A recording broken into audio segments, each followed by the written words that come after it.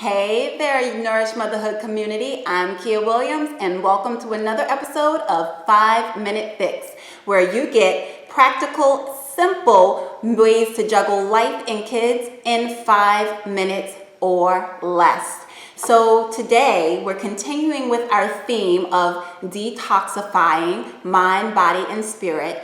And today we're going to focus on detoxifying the spirit, why it's important, and how you can actually do it. So let's get into why it's important. First and foremost, if you think about your spiritual body in a similar way as your physical body. So in the physical body, we walk around on an everyday basis and we pick up toxins or things that we don't want from our environment. It might be from the foods that we're eating. It might be from toxins from the air that we're breathing, whether it be chemical toxins or whether it be microbes that could cause illness in us. Those are the kind of things that we want to detoxify. And we use our yoga practice to wring out our digestion and bring the lymph fluids back and exhale the toxic CO2. All of that kind of stuff is good stuff to detoxify the body. And if you haven't quite gotten a full understanding of how that works, I'll put a link to the blog post I wrote about detoxifying the mind, body, and spirit. You can get that from nourishmotherhood.com/blog. Right now it's the first one up there, but I'll put a link to it below this so you can get to it.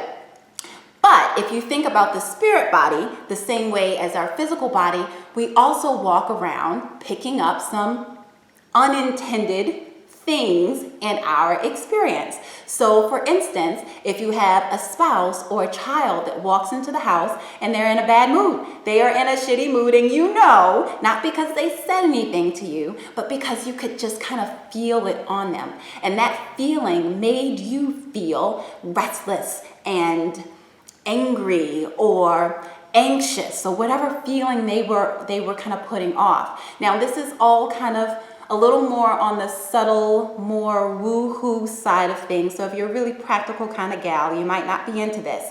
But I truly do believe that there is energy within and energy around us, and we are very susceptible to picking up other people's energy, whether it's a high vibratory energy, which would be a good thing, or whether it's a lower vibratory energy, which makes us feel negative emotion. So if we're walking around and we're around a bunch of people, whether we're at work, whether we're at home, we're picking up on other people's energy. And we don't always want to interact or have a part of us other people's energy. Why? Well, if that spouse, using that example, if your spouse walks in and he's in a shitty mood, well, do you really want to pick up on that energy and have yourself feeling shitty? I don't know about you, but I'd rather not be in a poo-poo kind of mood. I'd rather be happy. Now, what kind of effect does that have on our body? Think about it this way. The more stress you have in your life, whether you're picking it up from other people or whether it's stress that you're creating for yourself, affects us in physical ways. It affects our nervous system. It affects the degree to which stress hormones flow throughout our body.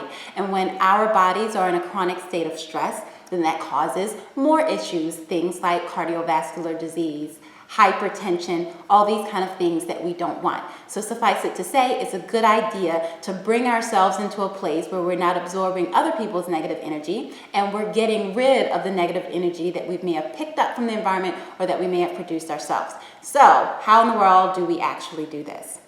I'll give you one of my favorite things to do to get rid of negative energy, and that is dun, dun, dun, crying.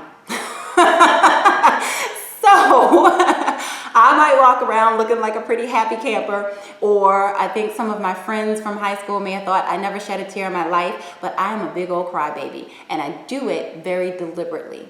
Tears actually carry with them not just water, not just salt, but toxins out of our bodies. So yay for the physical release of crying, but also crying with the whole ugly face and the ugly tears can be very cathartic. So from a psychological perspective, it is our physical way of letting things go. And letting things go and just kind of pass through us helps us from a very psychological and spiritual state. So the next time you're feeling like you picked up some shit from your husband, or you manifested some shit in your own life that you just don't want to be a part of your experience anymore, turn on the saddest movie that you can find, or think about something that may have brought you some grief in the past and have a good cry about it.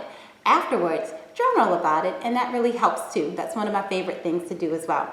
So I hope that helps. Take a 5-minute cry. If you really liked what you got from this, I really hope that you subscribe to this YouTube channel so you can be updated each time I upload a new 5-minute fix video.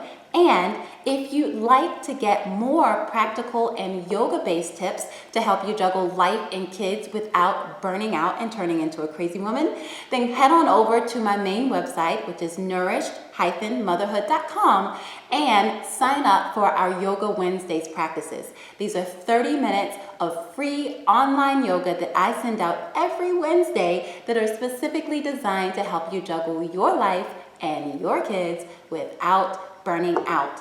Thank you so much for hanging out with me today. I hope you enjoyed it, and I will see you next week. Take care.